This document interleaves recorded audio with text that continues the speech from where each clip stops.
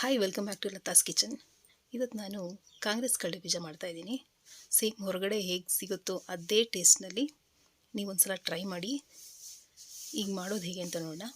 Stove ಮೇಲೆ ಒಂದು ಬಾಣಲಿನ ಇಟ್ಟು ಅದಕ್ಕೆ ಒಂದು ಅರ್ಧ kg ಅಷ್ಟು ಪುಡಿ ಉಪ್ಪನ್ನು ಹಾಕಿದ್ದೀನಿ. ಅದಕ್ಕೆ 2 ಕಪ್ನಷ್ಟು ಕಡಲೆ ಬೀಜನ ಹಾಕಿ ಅದನ್ನು ಹುರಿತಾ ಇದ್ದೀನಿ. ನೀವು ಡೈರೆಕ್ಟಾಗಿ ಕಡಲೆ ಬೀಜನ ಹುರಿದ್ರೆ ಅಲ್ಲಲ್ಲಿ ಕಪ್ಪಾಗುತ್ತೆ. ಸೊ ಕಾಂಗ್ರೆಸ್ ಕಡಲೆ ಬೀಜಕ್ಕೆ ಆ ಥರ ಇದ್ದರೆ ಚೆನ್ನಾಗಿರಲ್ಲ. ಹಾಗಾಗಿ ಉಪ್ಪಿನ ಜೊತೆಯಲ್ಲಿ ಹುರಿದ್ರೆ ಈವನ್ ಆಗಿ ರೋಸ್ಟ್ ಆಗುತ್ತೆ. ಕಲರು ಲೈಟಾಗಿ ಎಲ್ಲ ಚೇಂಜ್ ಆಗುತ್ತೆ. ಹಾಗಾಗಿ ಎಲ್ಲೂ ಕಪ್ಪಾಗದೇ ಇರೋ ಹಾಗೆ ನೀಟಾಗಿ ಫ್ರೈ ಆಗೋದ್ರಿಂದ ಈ ರೀತಿ ಉಪ್ಪಿನಲ್ಲಿ ಹುರಿತಾ ಇದ್ದೀನಿ. ಸೊ ಈ ಉಪ್ಪು ವೇಸ್ಟ್ ಏನೂ ಆಗೋದಿಲ್ಲ. ನೀವು ಮತ್ತೆ ಏನಾದರೂ ಹುರಿಬೇಕಾದ್ರೆ ಅಥವಾ ಕೇಕ್ಗೆ ಪಾತ್ರೆಯಲ್ಲಿ ತಳದಲ್ಲಿ ಹಾಕಬೇಕಾದ್ರೆ ಯೂಸ್ ಆಗುತ್ತೆ. ಹಾಗಾಗಿ ಈ ಉಪ್ಪೇನು ವೇಸ್ಟ್ ಆಗೋದಿಲ್ಲ.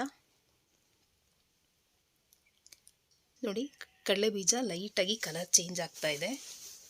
ಚಟಪಟ ಅಂತ ಹುರಿತಿರ್ಬೇಕಾದ್ರೆ ಶಬ್ದ ಬರುತ್ತೆ. ಆಗ ನಿಮಗೆ ಕಡಲೆ ಬೀಜ ಆಗಿದೆ, ರೋಸ್ಟ್ ಆಗಿದೆ ಅಂತ ಅರ್ಥ. ನೋಡಿ, ಈಗ ಕಲರ್ ಚೇಂಜ್ ಆಗಿ ನೀಟಾಗಿ ಕಡಲೆ ಬೀಜ ರೋಸ್ಟ್ ಆಗಿದೆ. ಇದನ್ನು ಉಪ್ಪಿನಿಂದ ತೆಗೆದು ಒಂದು ಪ್ಲೇಟ್ಗೆ ಅಥವಾ ಪಾತ್ರೆಗೆ ಹಾಕೊಳ್ಳೋಣ. ಕಡಲೆ ಬೀಜ ಸಂಪೂರ್ಣವಾಗಿ ಆರಿದ ನಂತರ ಅದರ ಸಿಪ್ಪೆ ಎಲ್ಲ ತೆಗೆದು ಅದನ್ನು ಹೋಳುಗಳಾಗಿ ಮಾಡಿ ರೆಡಿ ಮಾಡಿ ಇಟ್ಕೋಬೇಕು. ನೋಡಿ, ಕಡಲೆ ಬೀಜ ಈಗ ತಣ್ಣಗಾಗಿದೆ. ಈ ಸಿಪ್ಪೆನೆಲ್ಲ ತೆಗೆದು ನೀಟಾಗಿ ಕ್ಲೀನ್ ಮಾಡಿ ಇಟ್ಕೋತೀನಿ. ನೋಡಿ, ಈ ರೀತಿ ಹೋಳುಗಳು ಮಾಡಿ ಕ್ಲೀನ್ ಮಾಡಿ ಇಟ್ಕೊಂಡಿದ್ದೀನಿ. ಈಗ ಇದಕ್ಕೆ ಒಂದು ಸಿಂಪಲ್ ಒಗ್ಗರಣೆ ಮಾಡಿಬಿಡೋಣ. ಸ್ಟವ್ ಮೇಲೆ ಒಂದು ಬಾಣಲಿನ ಇಟ್ಟು 1 ಸ್ಪೂನಷ್ಟು ಎಣ್ಣೆ ಹಾಕಿದ್ದೀನಿ. ಎಣ್ಣೆ ಜಾಸ್ತಿ ಹಾಕೋದು ಬೇಡ, ಸ್ವಲ್ಪ ಕಡಿಮೆನೇ ಇರಲಿ. ಇದಕ್ಕೆ ಒಂದು 2 ರಿಂದ 3 ಎಸಳಿನಷ್ಟು ಕರಿಬೇವನ್ನು ಹಾಕಿ ಲೋ ಫ್ಲೇಮಲ್ಲಿ ಚೆನ್ನಾಗಿ ಫ್ರೈ ಮಾಡ್ತಾಯಿದ್ದೀನಿ. ಕರಿಬೇವು ಗರಿಗರಿಯಾಗಿ ಆಗಬೇಕು. ನೋಡಿ, ಈಗ ಕರಿಬೇವು ಗರಿಗರಿಯಾಗಿದೆ. ಸೊ ಸ್ಟವ್ನ ಆಫ್ ಮಾಡಿಬಿಡಿ. ಈಗ ಅರ್ಧ ಸ್ಪೂನ್ ಚಿಲ್ಲಿ ಪೌಡರ್, ಅರ್ಧ ಸ್ಪೂನ್ ಉಪ್ಪು, ಅರ್ಧ ಸ್ಪೂನ್ ಪೆಪ್ಪರ್ ಪೌಡರ್, ಒಂದು ಸ್ವಲ್ಪ ಅರಿಶಿನ,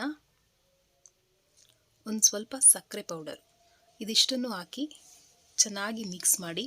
ನೀವು ರೆಡಿ ಮಾಡಿಟ್ಕೊಂಡಿರುವಂಥ ಕಡಲೆ ಬೀಜನ ಹಾಕಿ ಮಿಕ್ಸ್ ಮಾಡಿ.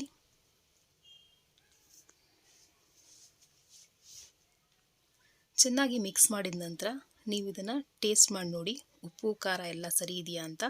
ಯಾವುದಾದ್ರೂ ಕಡಿಮೆ ಆಗಿದರೆ ಈ ಹಂತದಲ್ಲಿ ಹಾಕಿ ಚೆನ್ನಾಗಿ ಮಿಕ್ಸ್ ಮಾಡಿ.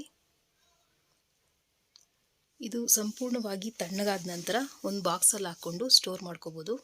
ಸೊ ಸೂಪರ್ ಟೇಸ್ಟಿಯಾಗಿರುವಂಥ ಕಾಂಗ್ರೆಸ್ ಕಡಲೆ ಬೀಜ ರೆಡಿಯಾಗಿದೆ. ಸೇಮ್ ಈ ರೆಸಿಪಿನ ಹೀಗೆ ಟ್ರೈ ಮಾಡಿ ಹೇಗೆ ಬಂತು ಅಂತ ನನಗೆ ಕಮೆಂಟ್ ಮಾಡಿ ತಿಳಿಸಿ. ಈ ರೆಸಿಪಿ ನಿಮ್ಗೆ ಇಷ್ಟ ಆದರೆ ಒಂದು ಲೈಕ್ ಮಾಡಿ, ನನ್ನ ಚಾನಲ್ನ ಸಬ್ಸ್ಕ್ರೈಬ್ ಮಾಡಿ. Thanks for watching.